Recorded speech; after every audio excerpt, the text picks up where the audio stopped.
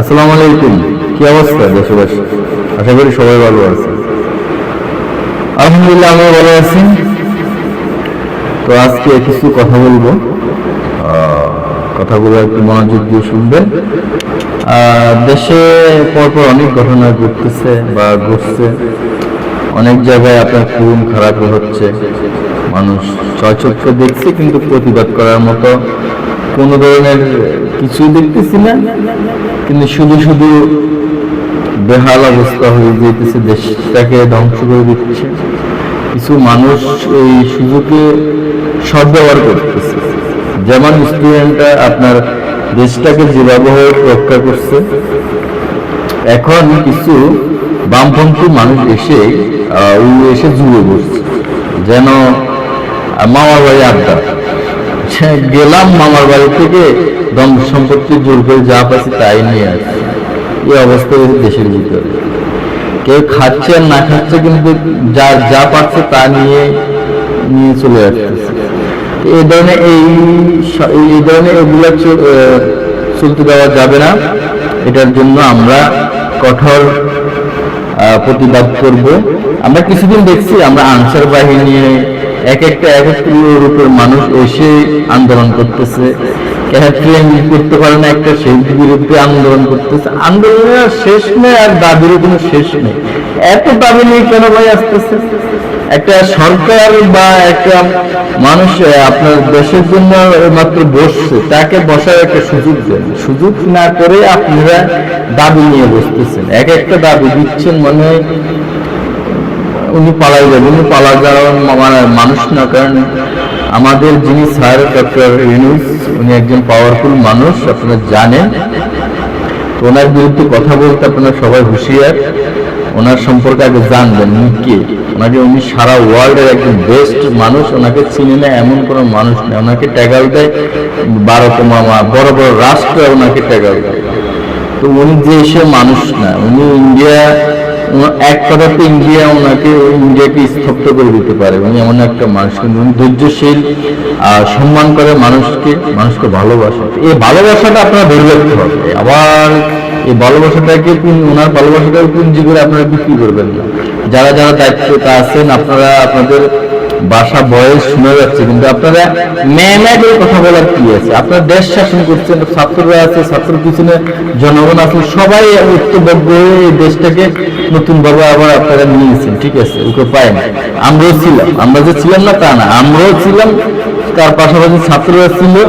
এবং যে শুধু ছাত্ররা মারা গেছে এই আন্দোলন মিছিল তা না, জনগণ তার চেয়ে বেশি মারা গেছে। আপনারা জানেন কিনা জানি না।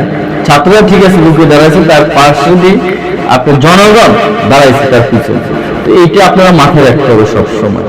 এবং জনগণকে আপনারা ভুলে দিলে হবে না। নিজের স্বার্থ নিয়ে যে বাঁচবেন তা হবে না। ছাত্ররা সবই ঠিক আছে ভাই, সবাইকে সিলেক্ট করি। জনগণ নিয়ে একটু তাকাবেন, জনগণ কি খাবে, কি যে সরকারে আসুক না কেন, ওনারা কোনো ধরনের পাচ্ছে না, কোনো কিছুই পাচ্ছে না। ওনারা পাচ্ছে কি?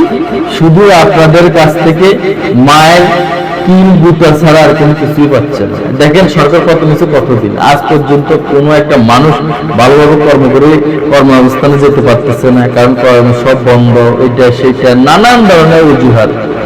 ব্যবসা বাণিজ্য খুলতে পারতেছে না, লোকজন নাই, ব্যবসায়ীরা ধরা। এই ধরনের ভাই এগুলো আগে সংগঠনগুলো কাটান, তারপর আন্দোলন মিছিল এগুলো প্রয়োগ করেন, সমস্যা নাই। সরকার তো আপনারা আজীবনের জন্য আসেন। উনি আমাদের ডক্টর ইউনূস স্যার, উনি ভালোভাবে বসে একটা নির্বাচন দিবেন। নির্বাচনের মাধ্যমে যারা আসে তারাই ভালোভাবে গঠন করুন তাকে। আর এই বিষয়ে বলতে চাই যে ওনাকে আপনারা সবাই হেল্প করার পরে যা হয় ইনশাল্লাহ উনি তাই করবে আপনাদের জন্য। কারণ উনি এমন একটা মানুষ, উনি এমন একজন সম্মানী মানুষ, ওনাকে সম্মান দেওয়ার চেষ্টা করেন। ভাই আপনারা এমন এমন কথা বলেন, উনি সুদ করে এই কর সেই কর। ভাই সুদ করে আর এই কর, আপনি যে কি এমন ইমাম সাহেব মসজিদের, সেটা মানুষ জানে না। সেই বেশি কিছু বলবো না। আপনারা ওনাকে সাপোর্ট করেন, ওনার পাশে থাকেন। দেখেন না উনি কি করে দেশের জন্য। উনি কি করে? উনি এমন একটা ব্যক্তি, এমন কাজ করবে যে আমাদের যারা সৌদিও প্রবাসী ভাইদের জন্য যা সুযোগ সুবিধা করছে এয়ারপোর্টে, এটা বলার বাইরে। কারণ এটা আগে ছিল যে আপনাদের লাকেজ কেটে অনেক স্বর্ণালঙ্কার ওরা যারা কর্মকর্তারা ছিল ওরা চুর করে নিয়ে যেত, আবার লাকেজ দিত, লাকেজে কিছু বলে দূর করে মেলামেলা চলে যেত। আপনি এই ধরনের কোনো বিচার কাউকে দিলে আপনারা এই ধরনের কোনো ইয়ে পাইছেন? কিন্তু এখন আপনাদের জন্য কি করতেছে আপনারা এটা একবার ভাববেন না?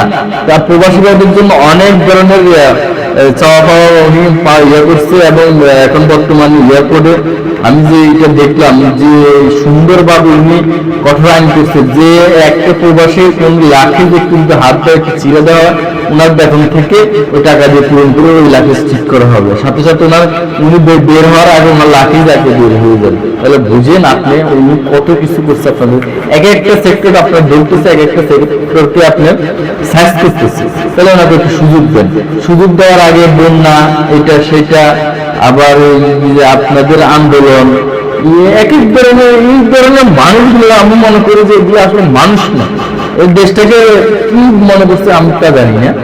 তো আসলে বেশি কিছু বলবো না, বেশি কিছু বললে আমি সবার শত্রু হবো। আমি শত্রু, আমি কোনো দল ফল করি না, কিন্তু আমি একটা জিনিস বলতে চাচ্ছি যে আমাদের ডক্টর ইউনূস স্যার কি বলতেছে কি করতেছে এটা একটু ফলো করেন।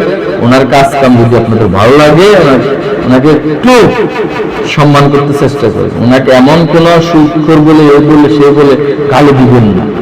একটা মানুষের ব্যক্তিত্ব কোন জিনিস নিয়ে আপনার ঘাটাঘাটি, অতীতে অনেক জিনিস মানুষ করে সেগুলো যে পরবর্তীতে করবে বা এই বয়সে এসে অর্থ সম্পত্তি কি করতে পারে ভাই? আমার বলেন একজন বয়স্ক মানুষ কি করতে পারবে? দেশের জন্য তো করবে সবকিছু। আপনারা যদি এতই ভালো মানের মানুষ হন, আপনারা কেন দেশের জন্য কিছু করতে পারলেন না?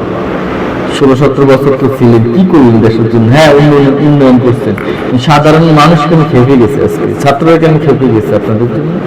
এটা একটু মাথায় রাখবেন। আবার পরবর্তী জেনারেশন যারাই আসেন না কেন আপনারা এই জিনিসটা চেষ্টা করবেন ভালোভাবে থাকার জন্য। ছাত্ররা কিভাবে সরকার পতন করছে ওইটাও মাথায় রাখবেন।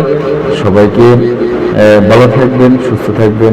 এ পর্যন্ত আমার বক্তব্য। কারোর মনে কোনো আঘাত যদি লেগে থাকে ক্ষমা করে দিবেন। আসসালামু আলাইকুম।